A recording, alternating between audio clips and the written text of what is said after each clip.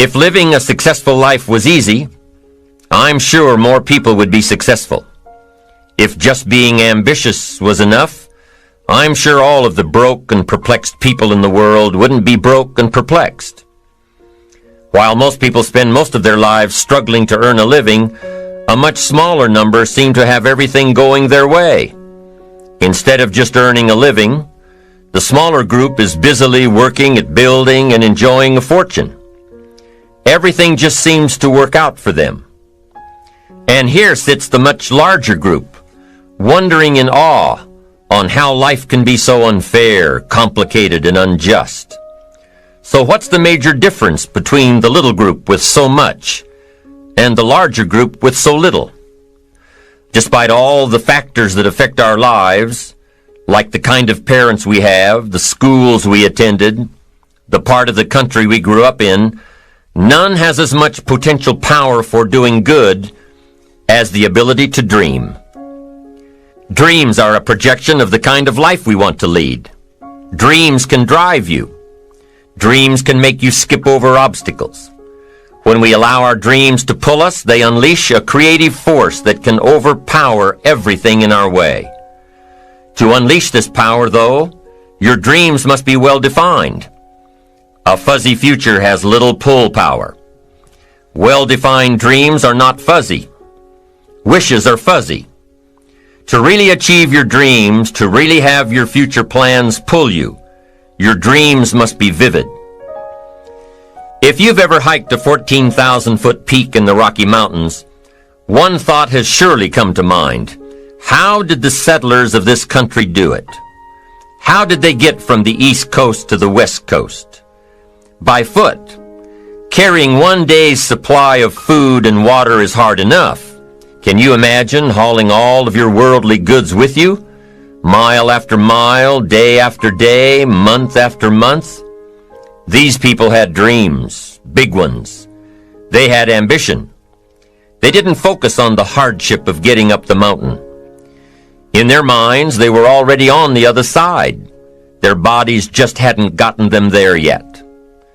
Despite all of their pains and struggles, births and deaths along the way, those who made it to the other side had a single vision: to reach the land of continuous sunshine and extraordinary wealth. To start over where anything was possible, where everything was possible. Their dreams were stronger than the obstacles in their way. You've got to be a dreamer. You've got to see the future finished in advance. You've got to see California while you're climbing 14,000-foot peaks. You've got to see the finish line while you're running the race. You've got to hear the cheers when you're in the middle of a monster project.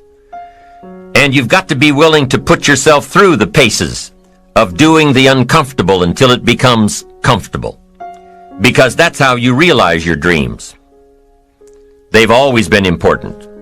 Dreams are what caused thousands of people to leave their homes and families and start over in a land where anything was possible. To this day, dreams continue to bring people to our land of opportunity, to a country where you can start with little and end up with a lot. Ben Franklin gave us 3 principles of success and ambition that have withstood the test of time. Number 1, happiness doesn't come from big pieces of great success, but from small advantages hammered out day by day. What Mr. Franklin is saying here is that we must be happy with what we've got when we're in pursuit of what we want. Too often we say, "Oh, I'll be happy when I just get that promotion. I'll be happy when I just land that contract. I'll be happy when I just have more money. I'll be happy when I just..." Just what? You won't be any happier when you reach your goals than you are right now. It just doesn't work that way. Abraham Lincoln said it best. He said, "You'll be as happy as you make up your mind to be." Right now, whether you're on your way, whether you've already gotten there, you'll be as happy as you make up your mind to be now. Right now. Being happy on the way doesn't mean you can't aim for great things. After all, look at everything Franklin accomplished in his lifetime. It means that big achievements come one small advantage at a time. It means that you've got to enjoy the journey. It means that you must enjoy and take pride in your little accomplishments. It means enjoying who you are becoming in pursuit of your eager desire, every day, every single day. Ben Franklin's second principle said that life is plastic. Within each of us is the power to mold ourselves and mold our environment. It is up to each of us to begin this molding process with a final product in mind. And it is within our power to work it and form it every minute, every day, every month, every year. By using your mind and your abilities and your attitude to work a little each day on molding your life, you'll soon see how magnificent your power is to gain those small advantages each day, the little steps it takes to build up to success. Principle number 3, success is a pleasure. Success is a pleasure. If what you are doing today isn't satisfying, gratifying, guess what? You're really not successful. If you are not fulfilled with what you are doing today, you cannot possibly be successful. It doesn't matter how many worldly possessions you may have, how many cars, how many toys, how much money. If you're not happy with your life as it is, you cannot be successful.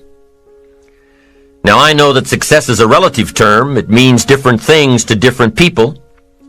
To a school kid, success may mean a star on top of his latest test. To a homemaker, it probably means that she has a well-run household and a wonderful family. To an outside professional, it's most likely the thrill of closing a major contract, or the pride in accepting a performance bonus, or being named the top producing salesperson. But the one thing you will hear from everyone who is successful is that they are happy with who they are and what they are doing. They are happy, content, satisfied. Success is a pleasure. What have you done today that makes this day successful? Think about it and write it down. If at the end of the day you can jot down the things that have made it a good day, you will soon see patterns forming. This really is a good habit to get into.